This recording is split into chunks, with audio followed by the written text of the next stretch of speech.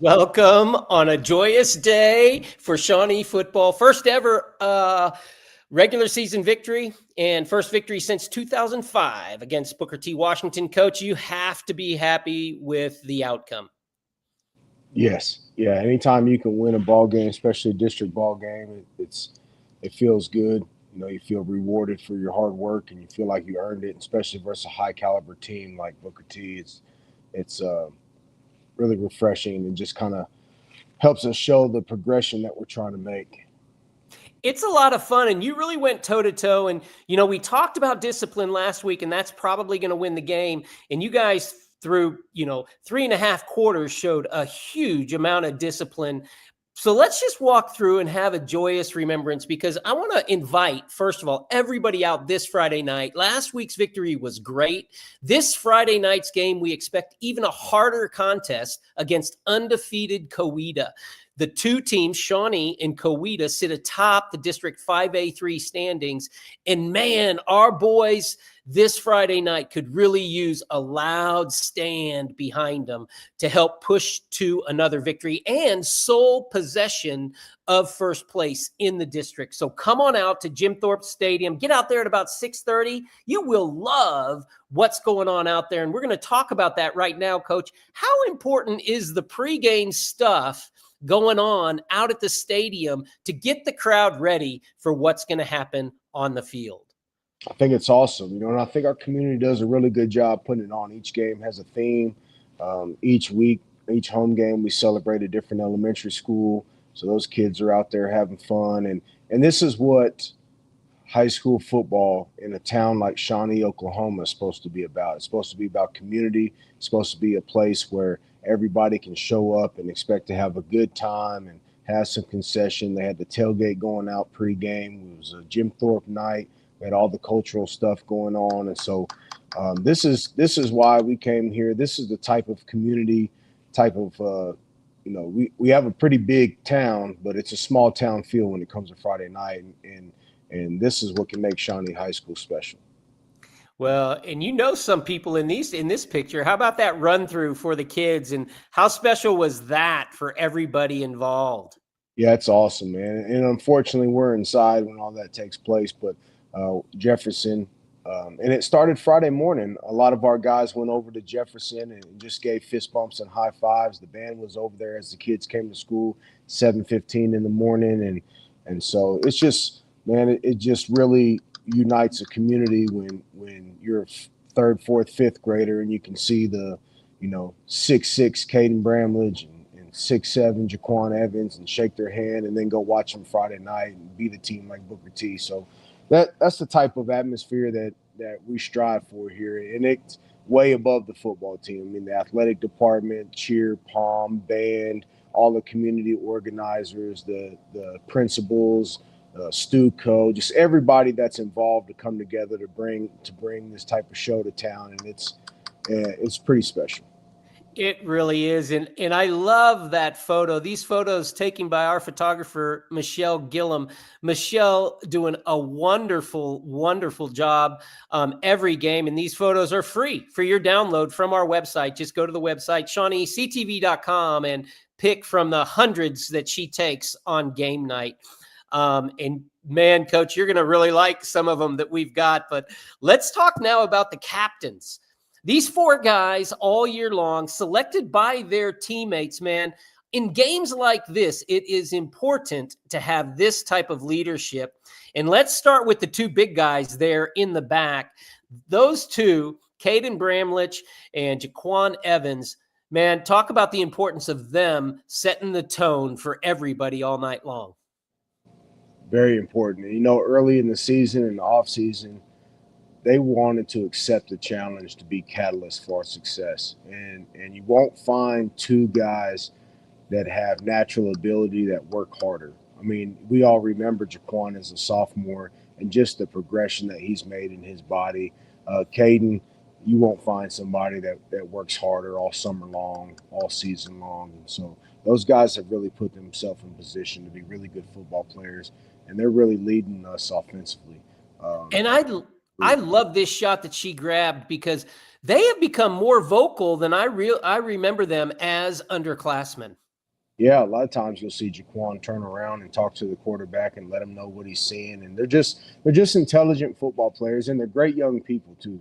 You know, when you talk to them, they're they're polite. You know, they shake your hand, look you in the eye. They've been raised well, and they're just a great representation of this community and what it produces. And they're special to be able to coach, and you know, our their time is coming for them to go on and do bigger and better things, but we sure do appreciate the time we get with them here.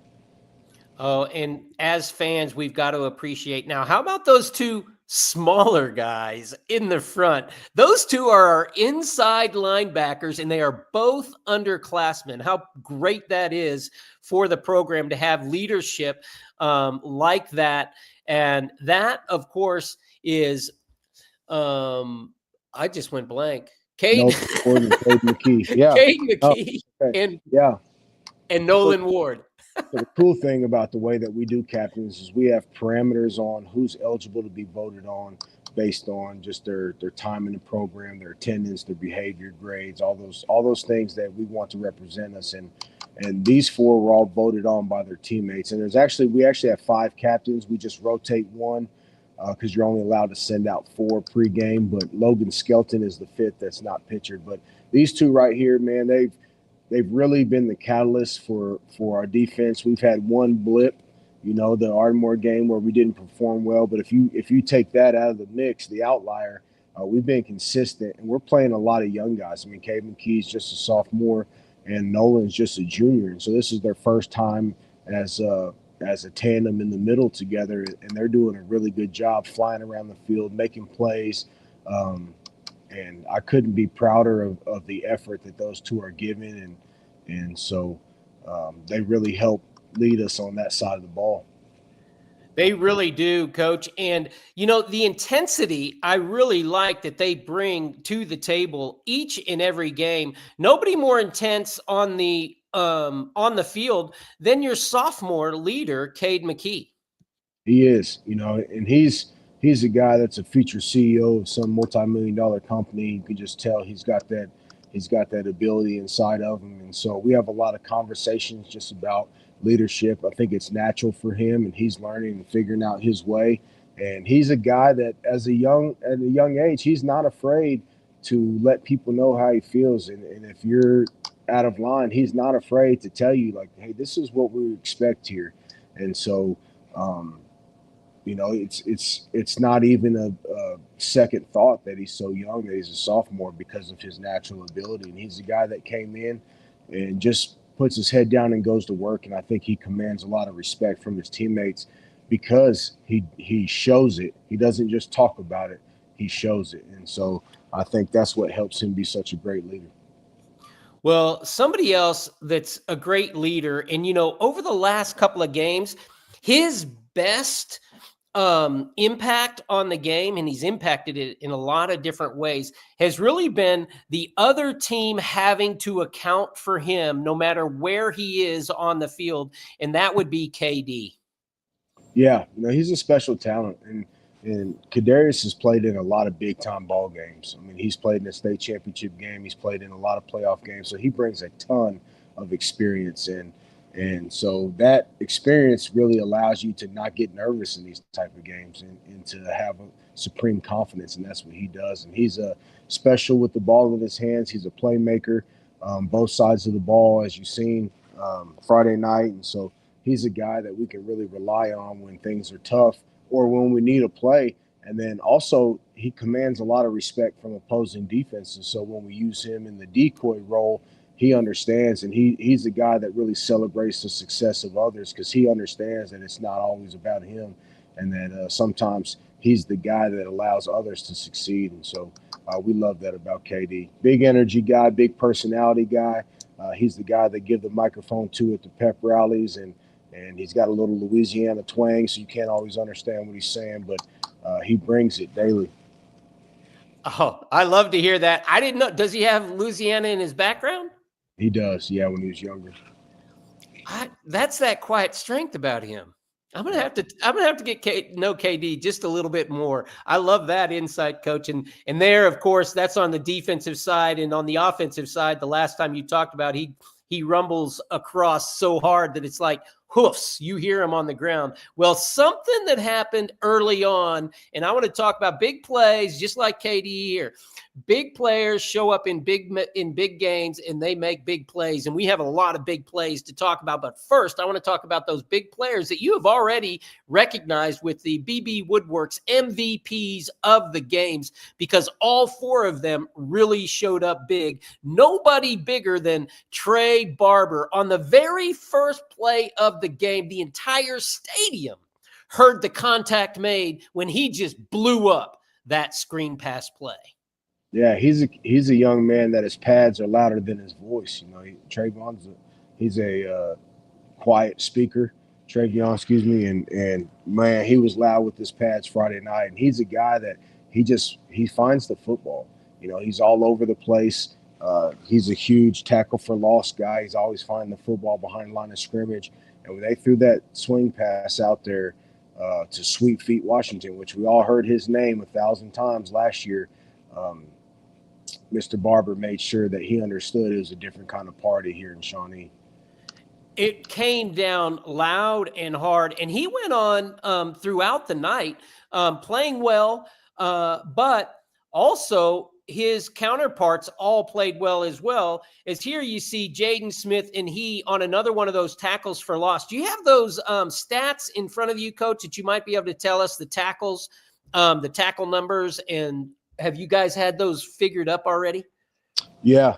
So I have the majority of them here in front of me, but we had a lot of tackles for loss. KD had one, Riley Story had 2, Travion had 1, Logan had 1, Caden McKee 1, Jaden Smith 2. So just from all different areas of the field, guys were back there making plays, and they didn't have a ton of offensive plays. We held them to -4 rushing yards and 106 passing yards. So defense played lights out.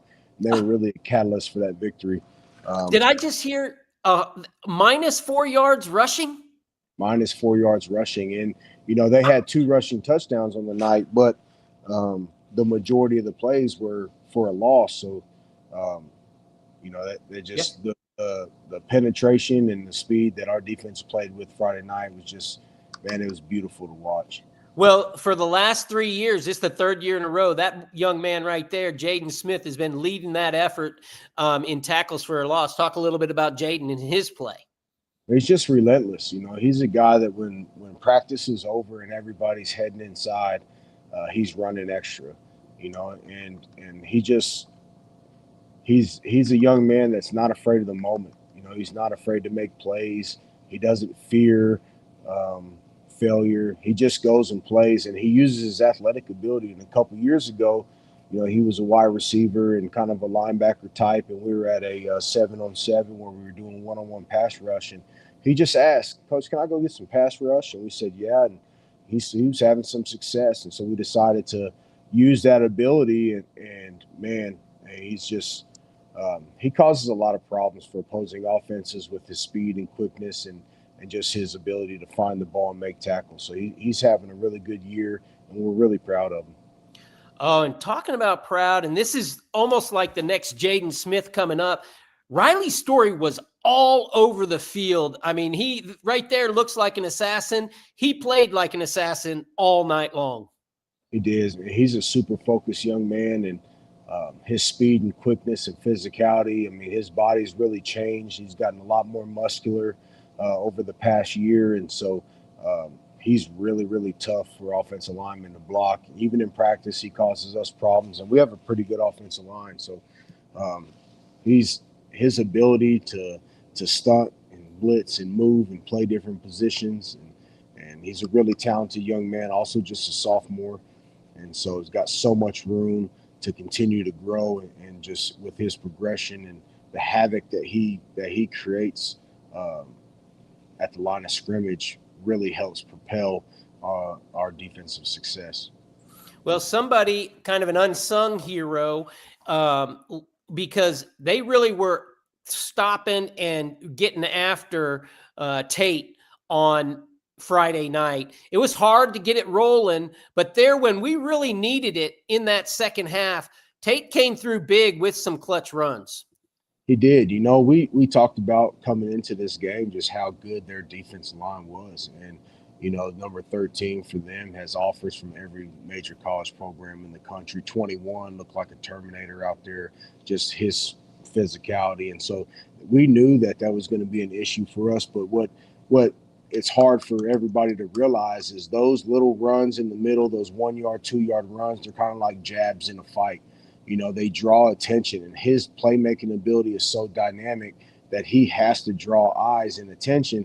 And so when you're undisciplined on the edge and Braylon pulls it, he's able to have success. But a lot of it has to do with the talent that Tate brings and the attention that he commands. You know, he had a screen catch for a first down in a crucial moment. And I told him after the game, the thing that made me the most proud is his blocking on the edge. You know, the if you know Braylon ran for let me see here, 229 yards, and probably 200 of those was right behind Tate leading the way. And so um, that ability for him to be physical in the blocking game as well is a big catalyst for our success as a team. And so, and a lot of people don't realize that because that's not a stat you can get, but his unselfishness and his willingness to do that is a huge part of our success offensively. I would agree, and I believe that we have a photo that'll even show that in a bit, Coach. But you just brought up a name that anybody who was at that game is going to remember, and that name is Braylon Laster. And it wasn't always easy for Braylon. He had a lot of athletic, big people chasing him and putting weight on him all night long. He did. And you know what? We had a talk pregame, and I told him, I said, we're going to need your athletic ability to run in this game in order for us to have success. And he said, yes, coach, I got you. No problem. We can do it. And he really, this is one of those high school football moments where he just said, you know what? Let's just go win. And he just made play after play after play. Even the one mistake he made, the interception he threw, it was open. It was there. He just didn't quite get enough on the ball because he was trying to contort his body as he stepped up into the pocket. But I thought he played a great game. I thought he did everything necessary for us to win. He never panicked when they kept answering and they kept answering and they kept answering. He never wavered, you know, and he just stayed after it. And so I'm very, very proud of his effort and the way that he was able to lead us offensively.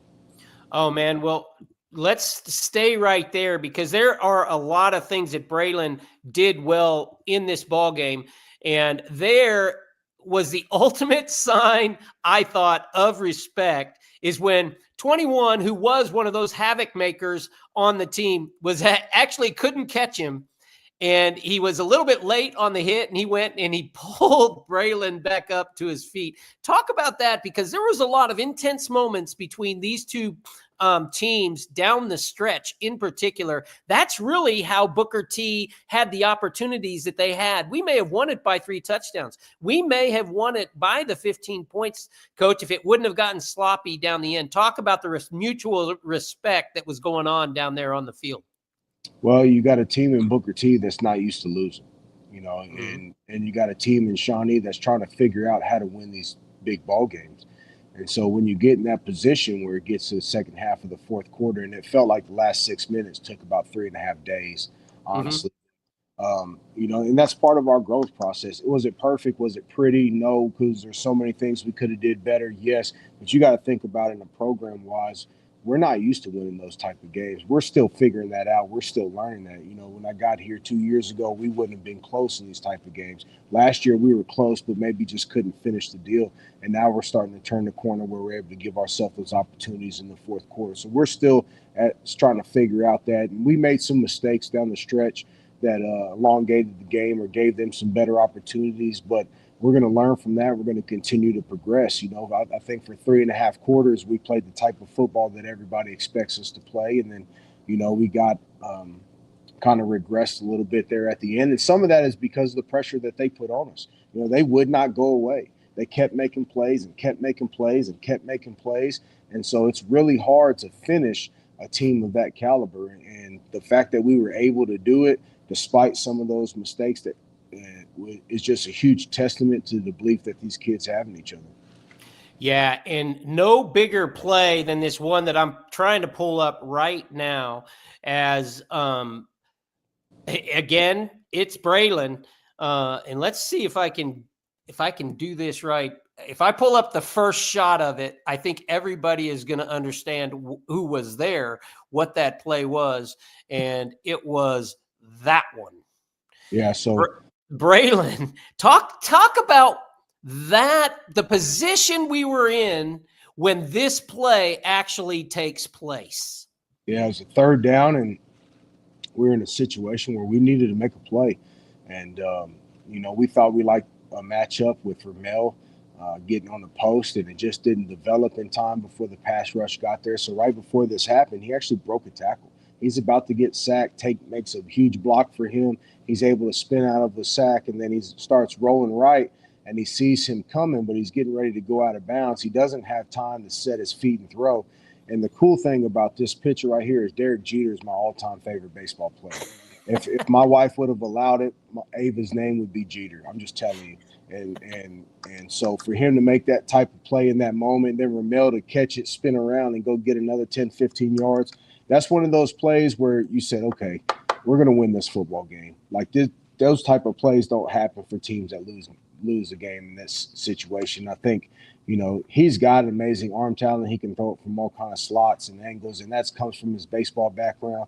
And when he flipped that ball out there, the first part of me said, "Oh crap!" And then the next part of me was like, "Holy smokes!" You know what I mean? Like I can't believe that just happened. And so huge moment in the game. I think that just kind of energized the crowd and the team. And it's one of those plays where everybody just takes a deep breath and says, "Wow, that's pretty cool. I got to be here for that." And so then I think a play or two plays later, he brings it into the end zone and finishes off the drive with a touchdown. And from that point forward, we were able just to kind of regain control of the game and keep making plays. Yeah, it was actually the very next play that touchdown occurs. And Coach, doesn't this sum it up on the sideline? Let's see if I can. My computer is messing a little bit, but look at that! Look at that! Doesn't that just sum it up at the end of that play? Talk a little bit about the feeling on the sidelines as you guys witness this back and forth battle. Yeah, well, that's a tough moment for a coach because all of us do this because we love football and we love developing young people. And so when you see a play like that, you're so excited for the kids because they're excited, but you got to call the next play. You got to get ready for the next play. And so you only have about 3.5 seconds to be happy about it, and then the brain's got to start working to get ready for the next play. And so, but man, that was one of those when I finally got to sit back down in the office afterwards. I was like, wow, that was a really special play. And so really, that's in a ball game like that, you need a couple of those. And that wasn't even the only special play that was made. We had a bunch of them. And so, yes. But Well, that was pretty cool. Yeah, let's go through a couple of more of those if you don't mind hanging with us. We're hanging long because the victory against Booker T. Washington was a big victory, no doubt about it. And so let's just talk through this as a fan base with Coach and realize we've got just as big a game coming up on Friday night as we welcome Coweta to town, and we need a big crowd out there. Coach, talk a little bit about how the crowd influences the game.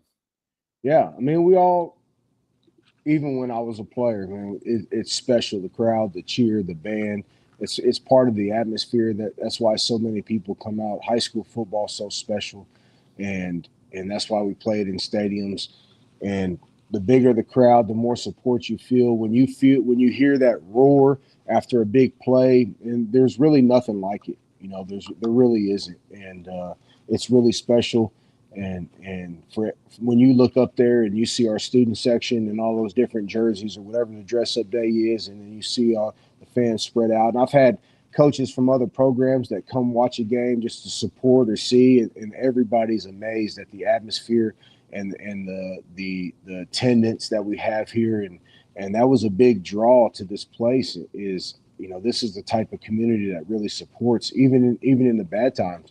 Our first year post tornado, I think we packed out OBU probably better than OBU does on some Saturdays, and so that's just really special. and as a program, it really makes us want to give them something to cheer about and play hard and do those type of things to reciprocate the support that they show us.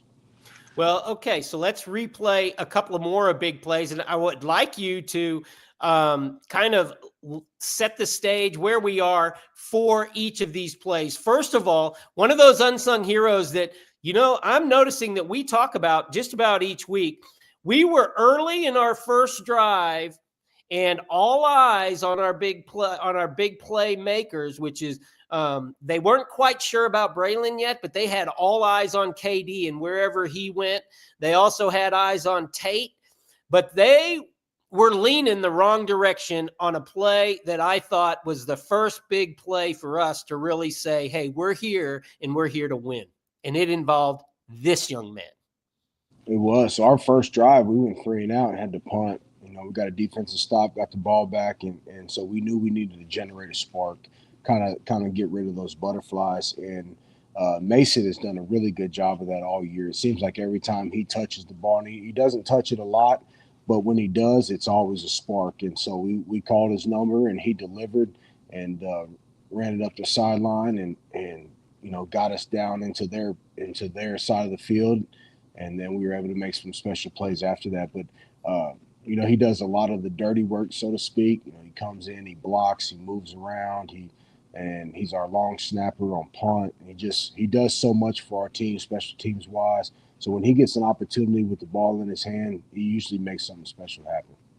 Yes, he does. And the next big play that you were talking about came just a minute or two right after that. And that was from the young man known as Flo. And he was flowing that night. And check out how Michelle captured that just right at the moment. And he keeps his feet inbounds for the first touchdown of the night. Talk about Flo and his two-way capability and how much he means to your team. He means a lot to us. Jaden Hunt, I don't know if I'm ready to call him Flo yet. I don't know. Jaden Hunt, he is a body contortionist, and that's the best way I can describe him as a receiver. He can change his body, and that probably has to do a lot with his long and high jump success that he's had in track. And so he's able to really track the ball and make some spectacular catches. And unfortunately for the whole season, he hasn't had a ton of opportunities just to do that. But when we saw the ball, and Braylon put a good ball on time, on rhythm, and man, he won his route. And what that play did for us is it just kind of let us know, hey, we're here. Like the game, we're in the game. We got a lead. We scored. To get over that mental hurdle of playing a really good opponent, when you score first, it does a lot for your confidence, and it just kind of relaxes some of the anxiousness. And that play did that for us. And I think it kind of gave everybody else a boost of confidence. We had a good feeling about it, but that kind of made that good feeling great. Okay, there's a real opportunity here, and we're going to go capture it. Well, talking about that, we talked about the discipline necessary, and it was going to be how we took their punches. It was amazing, Coach, how many times we had to come back from punches. And it was because, number one, we didn't shoot ourselves in the foot with penalties or bad plays. They may have stopped us for a loss or something else, but it was their good play, and they're a good team.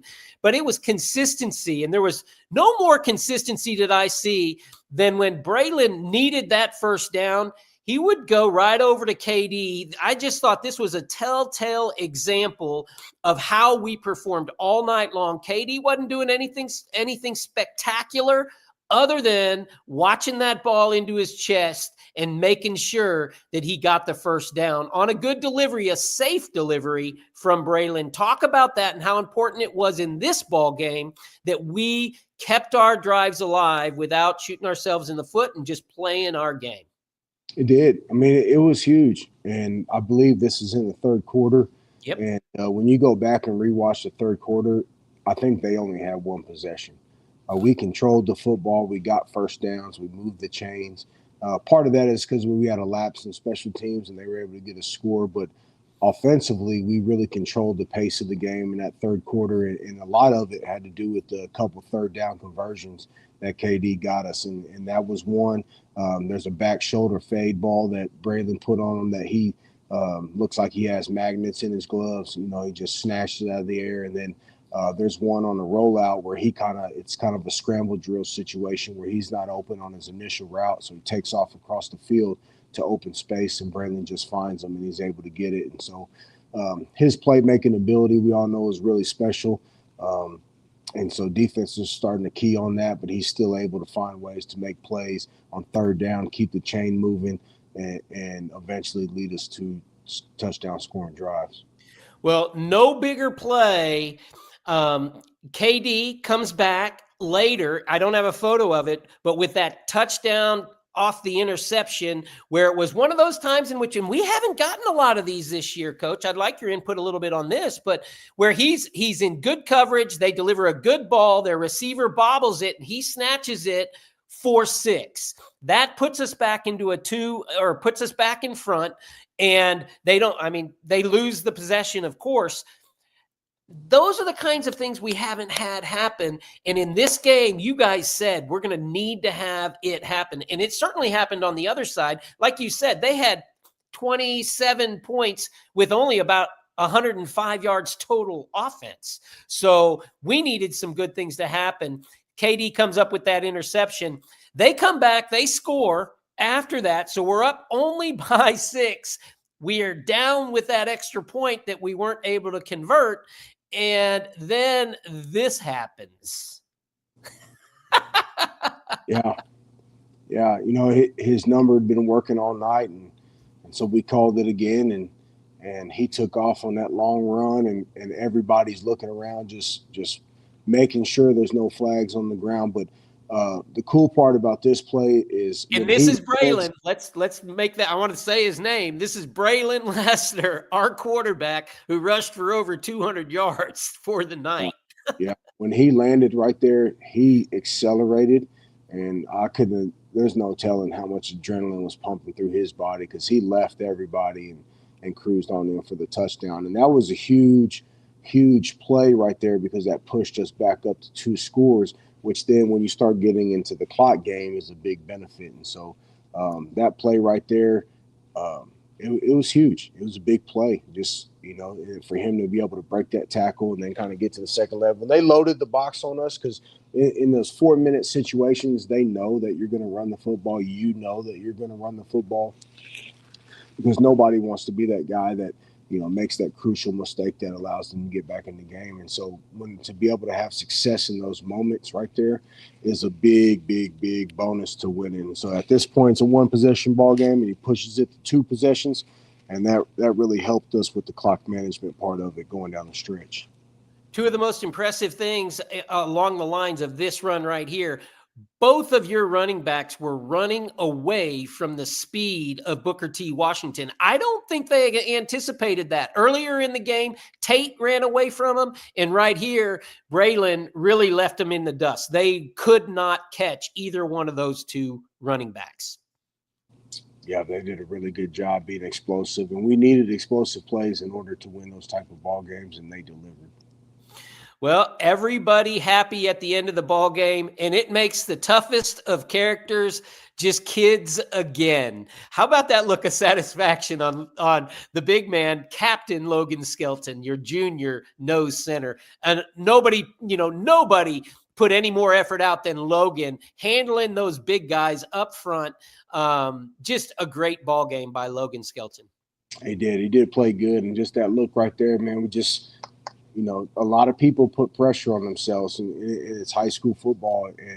But you got to think about it. You know, these kids work year round. I mean, as soon as wrestling's over for Logan, which he was a state qualifier, as soon as wrestling's over, he's in football mode from spring break all the way on. And we only get 10 opportunities. You know, you think about it, each game is about 3 hours. So you get 30 hours that you prepare for 9 months for, just to kind of showcase your abilities. And so for it to go right, and for you to win a game like that, a big district ball game in front of your home fans, in front of a packed crowd, it's a really good feeling. And we work so hard just for those small moments, and to have them is really special. And I think we got a mature group of kids as far as they understand like how the season goes and how everything works and how important district games are. And so they were really dialed in and focused, and that week of preparation really paid off to get the victory. And so, we don't. I told my message to them after the game was enjoy it for about 15 minutes, and then we got to turn around and we got an undefeated Coweta coming into town for sole possession of first place in the district. So, but it was a fun night though.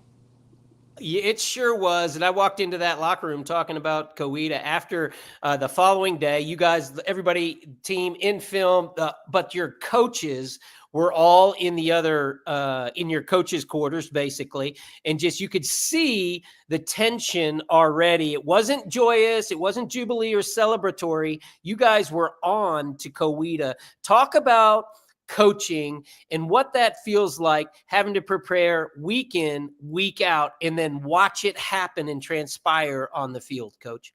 Oh man, it's awesome. Any coach will tell you we live for these moments. We really do. And there's so much sacrifice that goes in to allow us to do this job. You think about our families. We're up here till about 1, 2 in the morning on Friday night, cleaning up, putting stuff away, starting laundry. Then we're back in here at 8 o'clock in the morning on Saturday. Then, we leave again at 1 and 2. We're back up here at 1 o'clock on Sunday till about 7, 8 p.m. And all the time put in watching film, doing all those things, preparing for practice. And so there's a lot of time that goes into it. So, and to see it pay off in that type of moment, it makes all the sacrifice enjoyable, but we understand the bigger picture of what we're trying to do here. And so we're trying to show these kids that, hard work, preparation will help you pay off in life. And so we're right back to the drawing board and got another tough opponent, but that's what makes it fun. It makes it fun to go play chess with another coaching staff. So, the way that we all think about it across the state is right now we're trying to out-prepare Coweta's coaches, and they got a really good group of coaches, but so do we, and so we're trying to figure out, what they're going to do. We're trying to predict how they're going to attack us, and then we're trying to formulate a plan on what we can do to be successful. And sometimes you put together a really good plan and you have a great night and everybody's happy, and then sometimes you don't, and everybody's a little sad for a while. And so we've experienced both of those things this season, and so we're looking forward to the challenge of making a run at Coweta. Well, and you're talking about those joyous moments, right after a ball game like that. You've now started again congregating over in the student section with the band and all the students, all the support squads. Everybody gets to come together and have a good time singing the fight song. Talk about how important it is for the fans to come out for the biggest game of the year. Last week was a big game, of course, but now we've got the biggest game of the year so far next week against the undefeated Coweta Tigers come to town, and this is for sole possession of district first place in 5A3. Yeah, that's right. Going to the picture of us going to the band, we really appreciate that their sacrifice. They were here early Saturday morning getting ready to travel to Bixby for a contest, which they did really well in. And so the band, cheer, palm, our student managers, just Stuco, just the student section. It's all part of what makes high school football so special, and that's the cool thing about it. And to have that moment to be able to kind of just embracing our fight song and just kind of take a deep breath after a long game is really cool. And to be able to share in that moment with those other kids that sacrificed to make the night special. I'm really glad that that's a tradition here and we do that. And so it's pretty cool. It's pretty neat. Like I said a bunch of times, man, that's what makes a community like this special. And so to be a part of it is pretty neat. It sure is. Because you know what, Coach? Together, we build community one season at a time. We want everybody out, as I know you do, Coach. And let's all have a good time. Let's pack the stands this Friday night, October 10th, and support the Wolves in trying to grab sole possession of District 5A3. Coach Jason Madonna, thank you. Standing room only. That's the goal. So it's up to you, fans. Here we go. Go Wolves. Good night, everyone.